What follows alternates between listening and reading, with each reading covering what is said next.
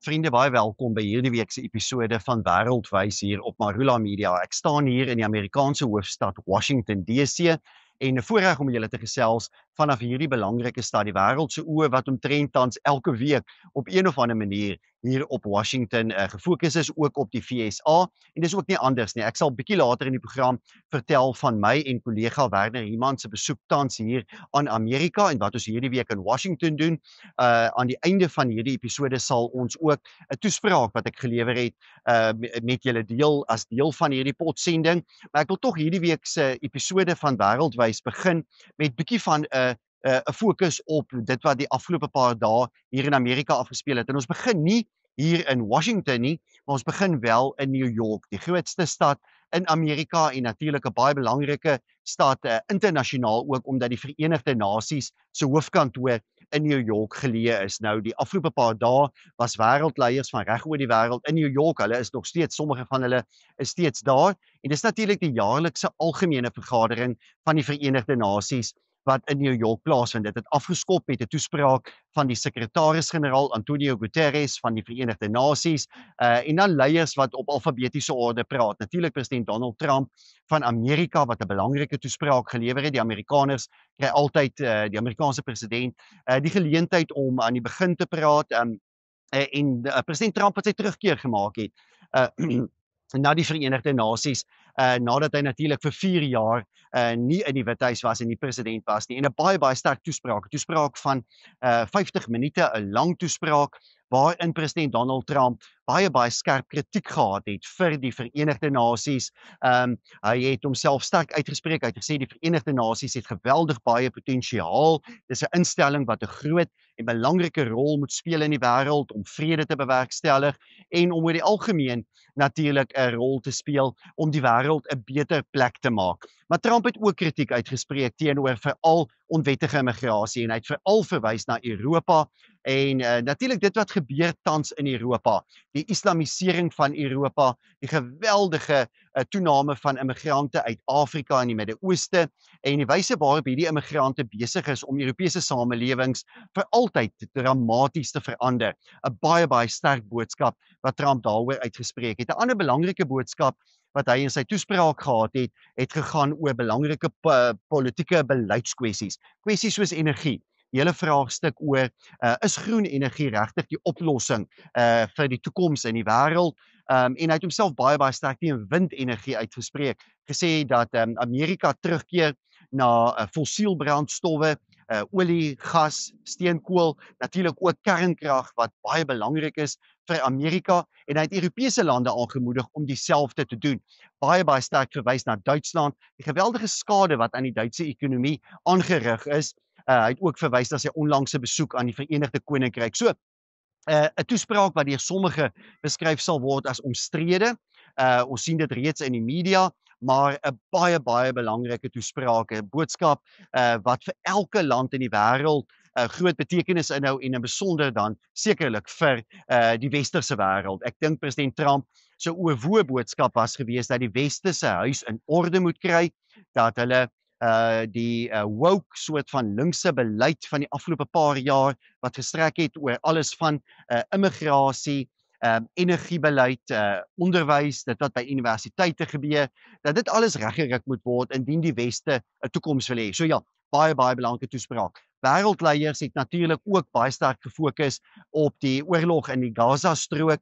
Ons het gesien dat president Emmanuel Macron van Frankryk veral baie sterk daarop probeer fokus het om wêreldleiers bymekaar te kry om 'n Palestynse staat te erken. So dit was 'n groot 'n fokuspunt gewees van Emmanuel Macron en ander Europese leiers, maar president Donald Trump wat nie daarvoor te vind was nie. Hy het homself in 'n bilaterale ontmoeting met Macron redelik sterk uitgespreek teen die idee van 'n Palestynse staat. Hy het gesê dat dit erkenning gee vir Hamas en dat dit iets is dus wat Amerika nie tans sal doen nie en dat dit 'n fout sal wees as westerse lande hiermee voortgaan. So baie sterk boodskap.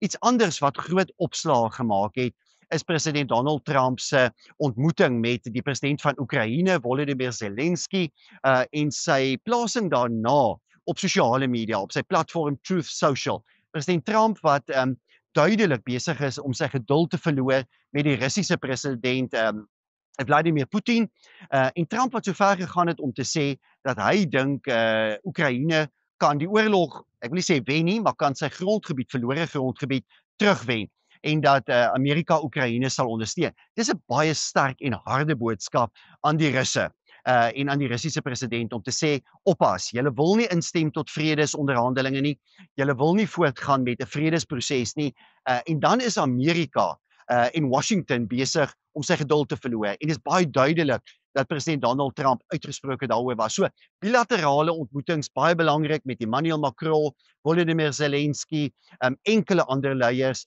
maar die een bilaterale ontmoeting wat nie plaasgevind het nie, is die een met Cyril Ramaphosa van Suid-Afrika. Verlede week het Suid-Afrika groot opwagting gemaak en gesê dat eintlik 'n verwagting geskep eerder dat president Ramaphosa moontlik met president Trump sou ontmoet gister. Dit het nie gebeur nie. President Ramaphosa wat self die algemene vergadering van die VN toegespreek het en 'n swak bywoning. Dit was die eerste opmerking.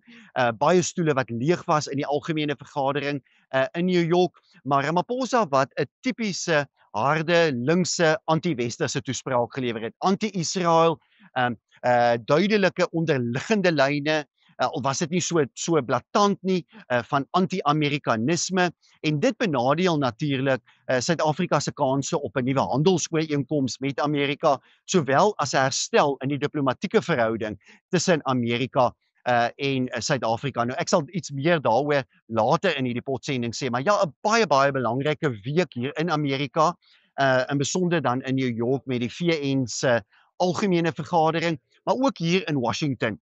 Wêreldleiers reis ook na hier na die Kongresgebou wat net 'n entjie van hier af staan.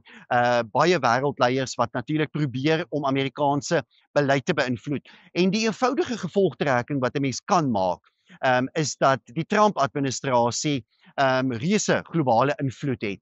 Die invloed van die Amerikaanse regering het geweldig toegeneem vanaf die Biden-administrasie na die Trump-administrasie. Die Withuis wat net 'n klein entjie in daardie rigting is, se invloed wat weer geweldig toegeneem het, letterlik die drumpel wat deurgetrap word van die Withuis, sowel as die Kongresgebou. So, Amerika is terug op die internasionale verhoog, speel 'n groot en belangrike rol in geopolitiese vraagstukke en dit is wel baie opvallend in hierdie week.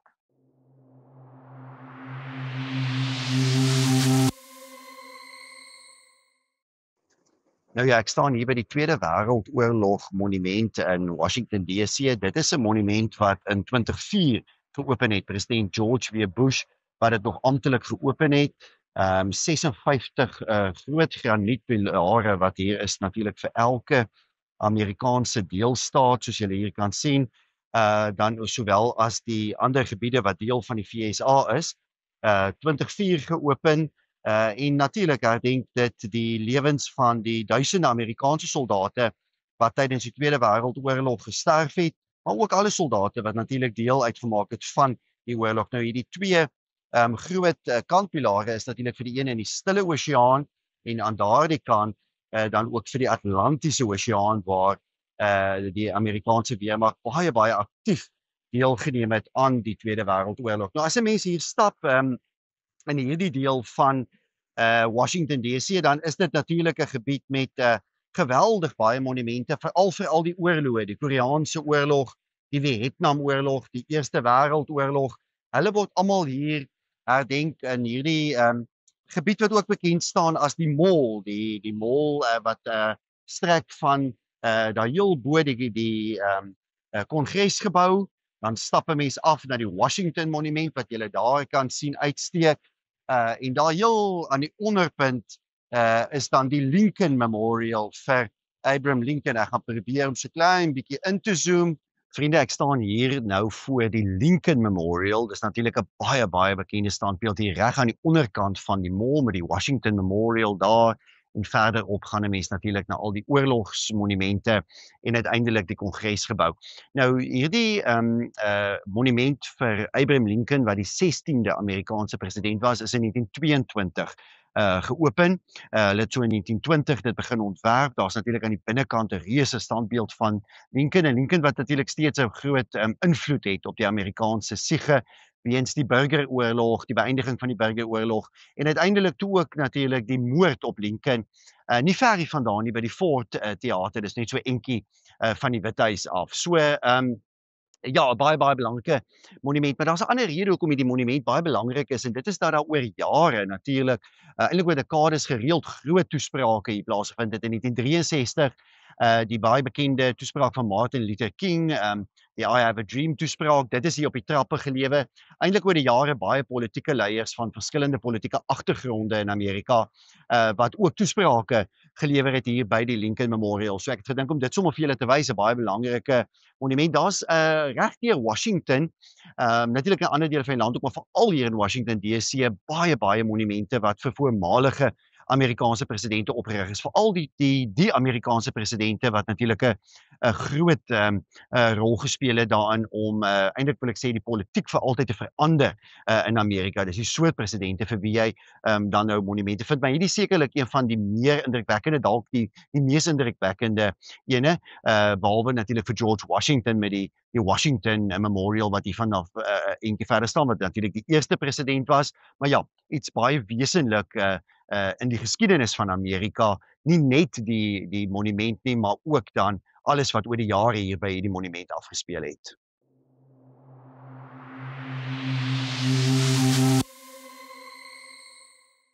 Nou ja vriende, ek staan hier in Washington DC voor die Kongresgebou saam met kollega Werner Human.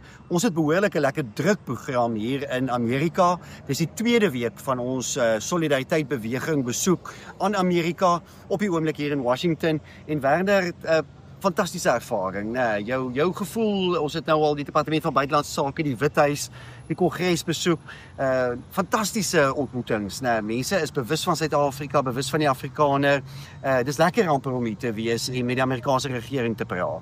Dit is 'n besonderse ervaring en ons het regtig in die vergadering so positiewe opbouende ervaring gehad en ook die indruk gekry hoe ingelig hulle is oor Suid-Afrika. Ja. En dat die belangstelling in Suid-Afrika en Jaco ook die Afrikaner nie getaan het in al die maande, inteendeel dit het versterk. Maar dalk het ook ietsie sê oor om vir die kykers en vir die luisteraars 'n gevoel te skep oor wat ons ervaar en wat ons sien. Agter ons sal julle sien is die Kongreshuis van Amerika in Washington DC en reg oor ons en voorkant by ons bietjie verder af is die Washington Monument, bietjie verder af is die Lincoln Memorial en dan weer aan die regterkant bietjie verder af daar is die Withuis ook en oral waar jy stap, sien jy herdenkings vir al oorlogsveterane van Amerika. Jy sien die bewustheid van hulle geskiedenis en van hulle erfenis. Jy sien Amerikaanse vlae wat hang en wapper, baie trots op hulle geskiedenis en erfenis. Hier ook in my en Jaco se onmiddellike regterkant is ook 'n gebou met president Trump se gesig wat hang, voormalige president Theodore Roosevelt en ook die Amerikaanse vlag. So jy sien hier so 'n bewustheid oor wat is Amerika en wat dit verteenwoordig en dan hierdie administrasie wat dit verder voer. Dit is iets waarmee ons kan vereenselwig. Dit is iets wat ons hier in die omgewing sien. Dis ons ervarings ook in die vergadering self. Absoluut. Ek wil tog iets oor Washington ook sê. Ek en jy kom al baie keer saam na Washington toe op besoeke en 'n mens kan sien die stad lyk die beste wat ek nog ooit gesien het. Amper. Washington DC is skoon. Dis netjies, jy sien die nasionale wag, die National Guard hier teenwoordig. Ek het nog nie 'n papiertjie sien rondlê nie. Geen vullis nie. Die strate is die meeste herteer. Hierdie strate is almal onlangs herteer. Die tuine is pragtig. So Washington lyk goed. Hier's 'n interessante nuwe tydsgees. Hier's ander mense natuurlik. By al die staatsdepartemente waar jy my ontmoet, dis ander mense as in die verlede. Hier was 'n verwisseling van die wag, van wie werk in die Departement van Buitelandse Sake, wie werk in die Withuis. Washington lyk anders. Washington funksioneer alles, maar ek dink vir ons die belangrikste, Washington dink anders oor Suid-Afrika, Washington dink anders oor die Afrikaner.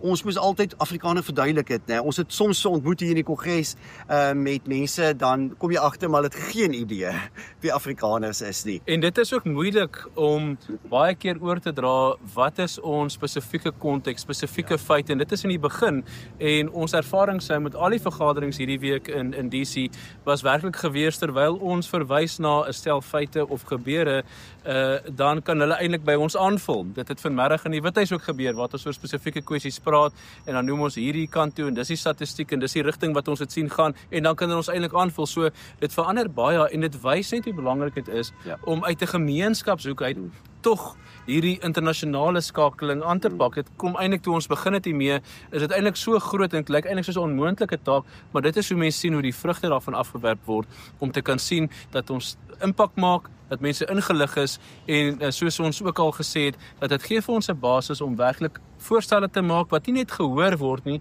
maar dalk 'n invloed kan hê op besluite. Absoluut.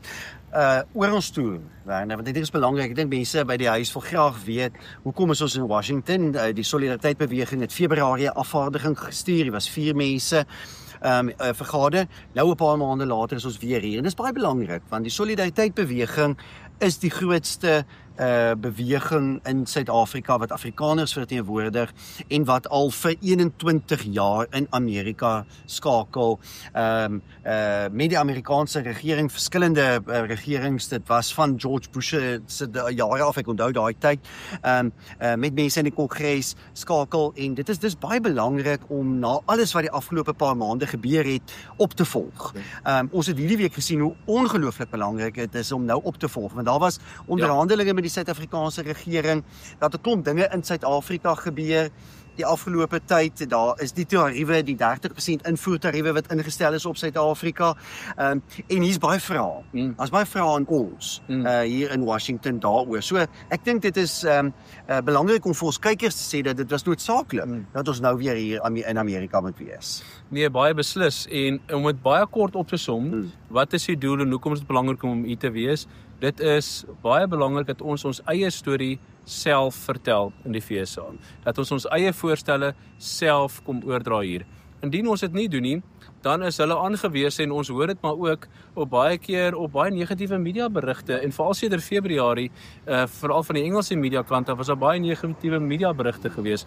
As jy 'n persoon hierso is, dra jy jou eie storie oor, jy gee jou eie voorstelle, en dit is die beste manier om te kan wys hoe ons 'n opbouende rol speel in die land waar ons bly, waar ons regtig volhoubare oplossings soek, maar terselfdertyd die balans tref om te sê, ons gaan nie terugstaan vir die ANC of EFF wat vir ons kom, of wat haatretoriek uitspreek. Ons gaan nie terugstaan nie, ons gaan eerder organiseer en dit in iets positiefs omskep, maar dit is belangrik dat ons dit self hier kom oordra, en die tydperk sedert Februarie, waar mense betreklik min geweet het, nie niks nie, die druk op die ANC regering kom tog al ten minste van die Biden-administrasie af, maar die feit dat ons daai begrip kon gevestig het in die begin, skep vir ons uiteindelik nou veel groter begrip hier in die einde van die jaar. Absoluut so. Ek dink is ook belangrik om te sê dat ons is almal bekommerd oor die 30% tariewe, en ons hoor ook, en dis goeie nuus, dat hier by die Trump-administrasie ook 'n kommer is oor die 30% tariewe, en die gevolge wat dit vir gewone mense inhou. Afrikaners wat miskien hulle werk mag verloor, boere wat bekommerd is oor hulle uitvoere Amerika toe. En hier's baie begrip daarvoor. Hierdie ouens wil ook 'n oplossing vind. Hierdie ouens is ernstig op soek na oplossings, selfs al is dit net korttermyn oplossings vir ondersteuning vir die landboubedryf en die motorvervaardigingsbedryf, of dalk 'n bietjie verlaging van tariewe, maar dis nie asof hulle onsensitief staan teenoor ons mense nie. En dit is ook goeie nuus om dit te kon hoor, dat hier is iets op pad. Hulle vra eintlik van voorstelle van ons kant af oor hoe om dit verder te hanteer, maar steeds die druk vol te hou op die Suid-Afrikaanse regering. En dit is die balans wat ons probeer tref. Dit is belangrik om te onthou dat President Trump en die Amerikaanse administrasie, hulle verlekker hulle nie in die tariewe teen Suid-Afrika of enige ander land nie.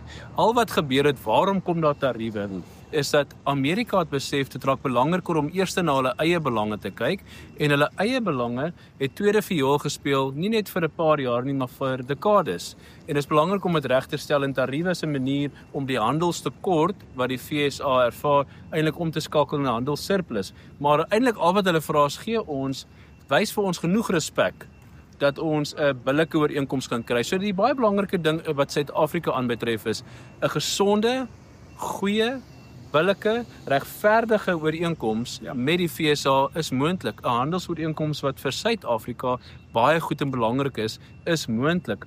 Maar ons weet van die 4 of 5 voorwaardes wat insluit swart ekonomiese bemagtiging, plaasmoorde en die kwessie van haatretoriek en haatspraak wat ons kry, menseregte, en daar's nog 2 of 3 ander punte wat genoem is, wat uiteindelik vir die Amerikaners sê, julle moet hierdie punte afspreek. Nou dit is vir ons baie belangrik, maar die boodskap daar is, 'n baie goeie ooreenkoms kan moontlik wees as die ANC op daardie punte sal afstand doen, wat eintlik maar net gaan oor politieke mag en selfverryking, en die Amerikaners weet dit ook, en dan gaan 'n baie goeie ooreenkoms moontlik wees. Ja. Ek dink ons kan positief wees oor die Washington begin van ons besoek. Ons gaan Texas toe. Volgende week gesels ons met julle vanuit Texas. Gaan bietjie vir julle wys wat ons alles daar sien, die hoofstad Austin, ons gaan Dallas Fort Worth toe. Interessante geleenthede bywoon.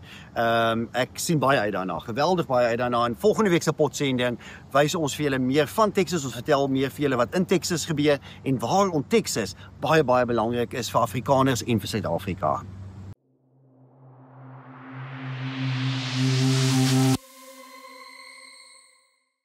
Vriende, ons sit hier in die verkeer in Washington DC. Ons gaan hier voor oor die Potomac rivier ry, die bekende rivier. Julle sal dalk onthou vroeër vanjaar het daar natuurlik 'n vliegtuig. Dis nou letterlik net 'n paar 100 meter in daardie rigting met 'n helikopter gebots en almal wat natuurlik dood is in daardie insident. Maar ja, ons het 'n baie lekker besoek hier aan Washington DC gebring en ons is nou op pad in die rigting van Virginia. En ja, dankie vir almal wat hierdie week lekker saam geluister het terwyl ons hier oor die Potomac rivier ry. Amerika baie belangrik. Mense kan natuurlik baie dinge sê. Julle sien natuurlik ook pragtig hierdie Potomac rivier en ook al die afritte vir die Reagan lughawe, Mount Vernon. Ook natuurlik 'n reuse begraafplaas, bekende begraafplase wat ook alles hier voor ons lê. Maar ja, ek wil tog sê dat dis baie belangrik dat ons moet kennis neem natuurlik van alles wat in die VSA tans gebeur. Ons het die verlede naweek gesien die gedenkdiens vir Charlie Kirk na die reuse aanslag op sy lewe, natuurlik sy sluipmoord aanval. En baie politieke verwikkelinge hier in die VSA van die VN se vergadering in New York hierdie week. Alles wat in die Withuis gebeur natuurlik met president Trump en sy beleid. En daarom is dit goed om Amerika te bly volg, te kyk wat hier in die VSA gebeur. En ons sal aanhou om dit te doen op hierdie potsending. So baie dankie vir almal wat hierdie week saam gekyk het, saam geluister het. Ek hoor graag van julle weer wat julle gevoel is hieroor en volgende week gesels ons met julle vanuit Texas.